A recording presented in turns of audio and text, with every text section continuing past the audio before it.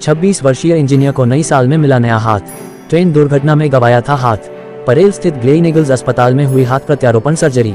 Mumbai train दुर्घटना में हाथ गंवाने के बाद अब नई साल में एक 26 वर्षीय इंजीनियर को नया हाथ मिला है। परेल स्थित ग्लेनिगल्स अस्पताल के प्लास्टिक, हाथ पुनर्निर्माण, माइक्रो सर्जरी और प्रत्यारोपण विभाग के प्रमुख डॉक्टर नीलेश सतभाई और उनके टीम ने मिलकर यह सर्जरी की है।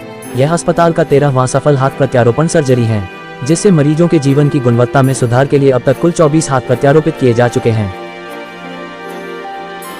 Any kind immunosuppression is essential because the transplanted organ is always different from the recipient's original body. So for the body to be able to accept the transplanted organ, immunosuppression is essential and compulsory for all kinds of transplants. And how is extensive rehabilitation when gets to undergo? Yes, the rehab depends upon the nerve recovery. So based on what level the transplant has been done, that will determine the time, how much it is going to take to recover. So for transplants at say wrist or forearm levels would recover in 4 to 6 months. At elbow they would recover in 6 to 9 months. Above elbow they would recover in say 1 year. At shoulder level they could take 1 to 1.5 year for complete rehab. So the exercises are typically taught based on the nerve recovery. So till then, the effort has to be on. But does it require hospitalization for that? No. It does not require any hospitalization. It just requires intermittent outpatient visits. So most important is the time, because the amount of time the tissues can tolerate ischemia, that is being without blood. Once the hand is detached from the donor, it has to be reattached to the recipient and the blood circulation has to be restored at the earliest so that all the muscles and all the tissues start getting the blood supply. Naturally, in a shoulder level transplant, the amount of muscle mass is much more. At a distal, say forearm level or a wrist level, the amount of tissues are relatively less and the muscular tissue is relatively less. So it can tolerate ischemia for a much longer time. So that is the main challenge. And the second challenge is of course the recovery time, because the distance of the target muscles from the site of the repair is much more. So it is going to take that long to recover. So the motivation has to be maintained till the time we are able to achieve a reasonable recovery. Very inspiring in the story. I'm sure it will be motivating many people to have a good positive effect in their life. I wanted to understand. Yeah, so the activity wise, I'm right now I can only do like laying down on bed and sitting by myself. Other than that, if I have to get up from the bed, I need this pouch, or I need help from my parents. And Movements of the fingers are not there. I just have a tingling sensation when someone touches my hands. Not on the fingers, but on the biceps where the joint is meet. I felt. I mean, if someone touches, I felt tingling sensation on my biceps. now for the future. What are your plans once you are completely recovered? Do you have any new plans which you would not have had if you would not have gone through this?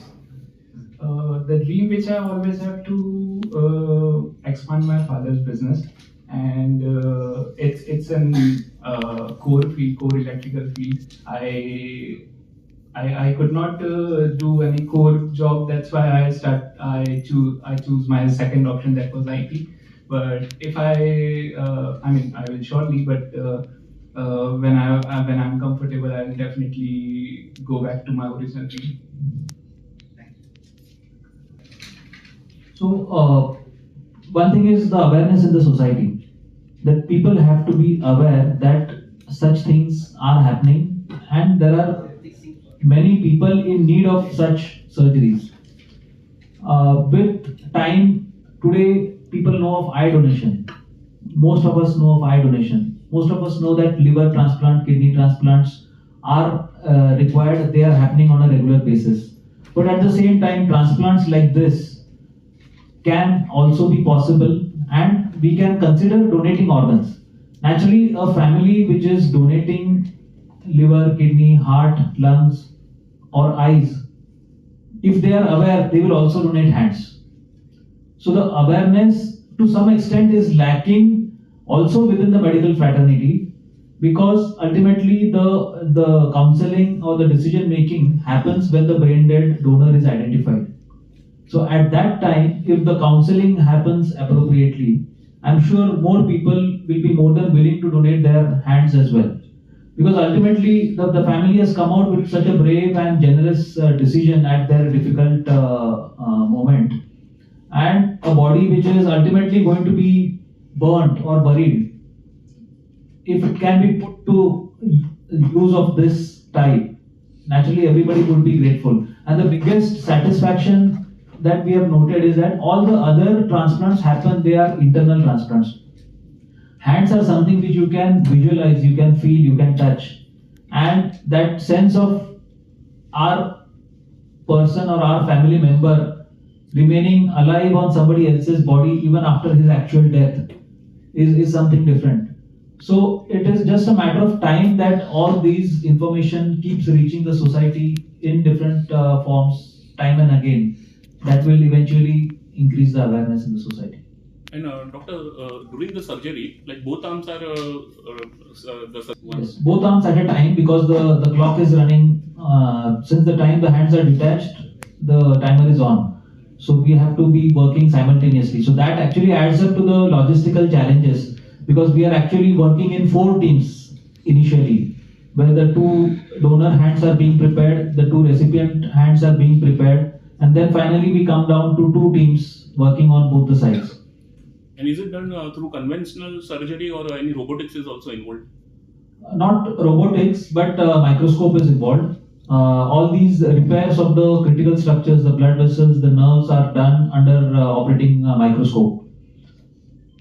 Thank you. Anyway, मुझे ऐसा लगा कि बच्चा जिएगा कैसे, लेकिन वो बहुत हिम्मत वाला है और उसने बहुत मेहनत करी और यहाँ तक पहुँच गया। ईश्वर की कृपा है और सब लोगों की दुआ है, और मैं कुछ नहीं कहता।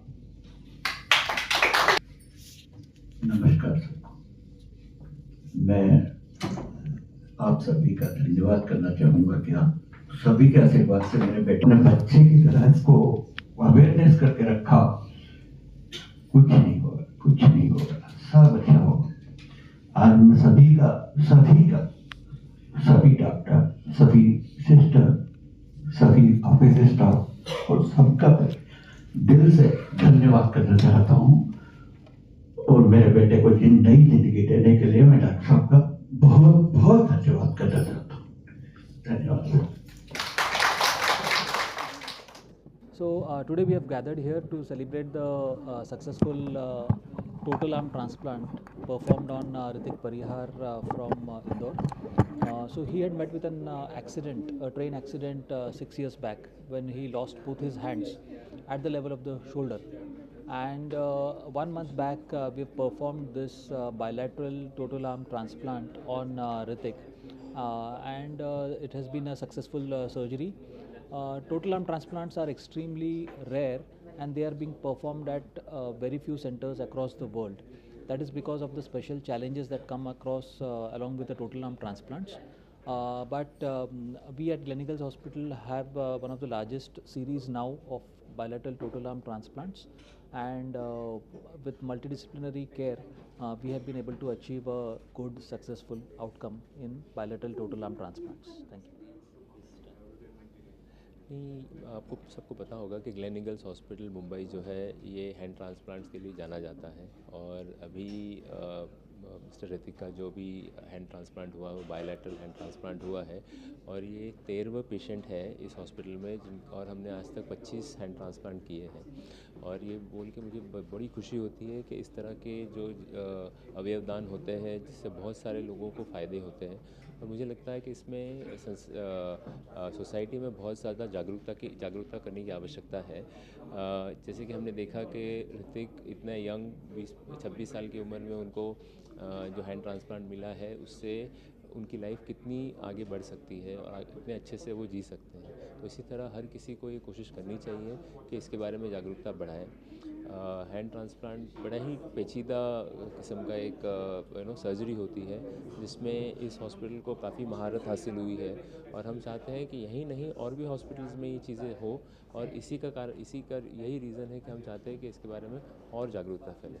शुक्रिया, थैंक यू।